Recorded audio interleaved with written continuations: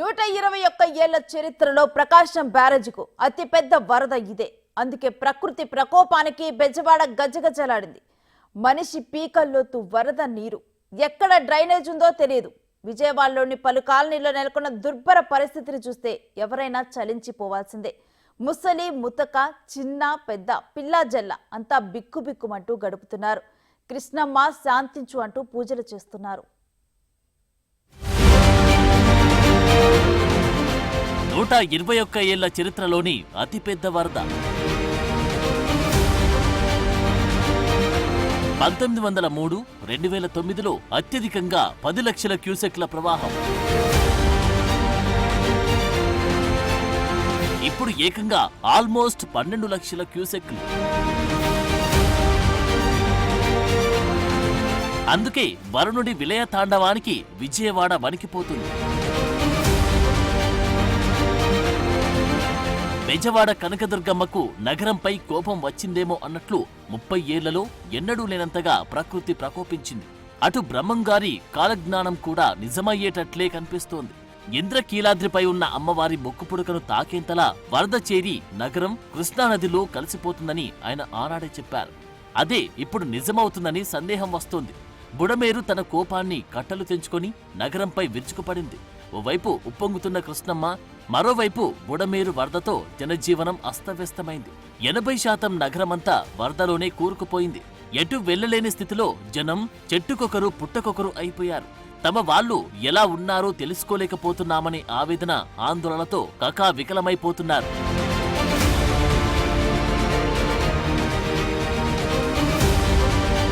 బెజవాడ పరిస్థితి చూస్తుంటే మరో వయనాడ్ని తలపిస్తోంది. భవిష్యత్తులో ఇలాంటి వరదలు తప్పవేమో అనిపిస్తోంది. వరదలో దాదాపు 3 లక్షలకు పైగా జనం ఇరుక్కుపోయారు. నిన్నటి నుంచి తిండి తిప్పలు లేక ఆర్తనాదాలు పెడుతున్నారు. బెజవాడ పరిస్థితిని చూసి సీఎం చంద్రబాబే చలించిపోయారు. ఆందోళనకు గురై స్వయంగా ఆయనే రంగంలోకి దిగిపోయారు. తెల్లవారుజాము 3 వరకు వరదలోనే పర్యటించారు.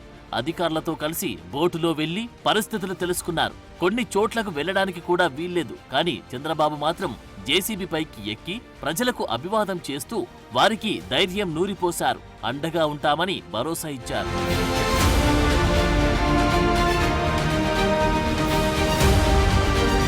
అటు లోతట్టు ప్రాంతాల్లో మనిషి లోతు వరకు వరద పేరుకుపోయింది. ప్రధాన రహదారులపై సైతం నడుము లోతులో నీరు ప్రవహిస్తోంది. కాలనీలు, కాలువలు, చెరువులను తలపిస్తున్నాయి. పెద్ద పెద్ద భవనాల్లో ఫస్ట్, సెకండ్ ఫ్లోర్ల వరకు వరద చేరుకుంది. అజిత్ సింగ్ నగర్, రాజీవ్ నగర్, ప్రకాష్ నగర్, కంట్రికా, రాజరాజేశ్వరిపేట, వంబై కాలనీ, పైపుల road, milk project, housing board, Jakkampudi, Ambapuram, Patapadu, YSR కాలనీలు ఇలా ఒక్కటేమిటి పూర్తిగా నగరం జలమయమైపోయింది. చాలా మంది ఎత్తైన బిల్డింగ్ లోకి ఎక్కి సాయం కోసం ఎదురు చూస్తున్నారు.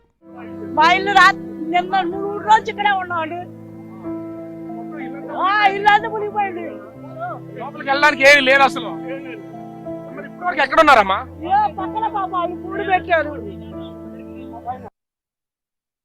ఎవ్వరూ రాలేదు. ఇప్పటికొచ్చి ఫస్ట్ ఫ్లోర్ వాళ్ళే మమ్మల్ని అన్ని చూసి చాదుకున్నారు.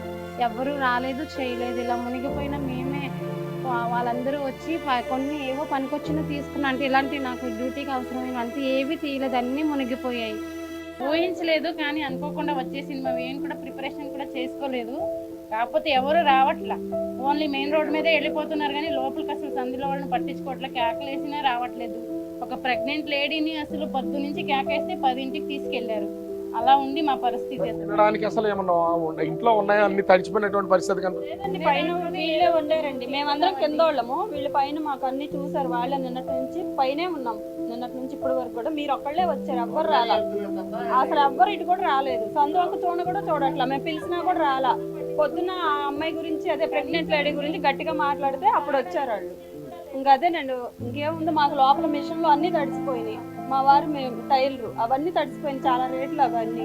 ఇప్పుడు ఎలాగ పరిస్థితి మాకు అసలు అర్థం కావట్లేదు. విజయవాడ శివారు ప్రాంత ప్రజల పరిస్థితి అయితే మరీ దారుణాతి దారుణంగా భయంకరంగా ఉంది. కొన్ని చోట్ల కట్టలు తెగి, మరికొన్ని చోట్ల కట్టపై నుంచి పొంగుతున్న బుడమేరుకు దాదాపు 10 చోట్ల గండ్లు పడ్డాయి. విజయవాడ బైపాస్ వద్ద ఉన్న రాయనపాడు రైల్వే స్టేషన్లో పరిస్థితి ఏమాత్రం మెరుగుపడలేదు. ట్రాక్లపైనే వరద నీరు భారీగా నిలిచిపోయింది. అధికారులు ఓవైపు సహాయక చర్యలు చేస్తూనే ఉన్నప్పటికీ వర్షం తగ్గకపోవడంతో కింద మట్టి కొట్టుకుపోయి ట్రాక్లన్నీ దెబ్బతిన్నాయి. విజయవాడకు రైళ్ల రాకపోకలు నిలిచిపోయాయి.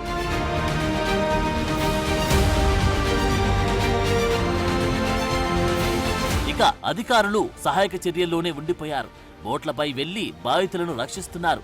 అన్ని శాఖలకు చెందిన రక్షణ బృందాలు అలుపెరగకుండా శ్రమిస్తున్నారు. ప్రకృతి ప్రకోపిస్తే ఎంతటి వారైనా తలొగ్గాల్సిందే. శ్రీమంతులైనా కటిక బీదలైనా వరుణ ప్రళయం ముందు అంతా సమానమే.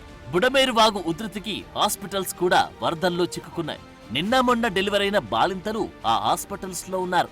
సమాచారం రాగానే సహాయక బృందాలు రంగంలోకి దిగి పసిగుడ్డులతో పాటు బాలింతలను బోట్లలో సురక్షితంగా పునరావాస కేంద్రాలకు తరలించారు.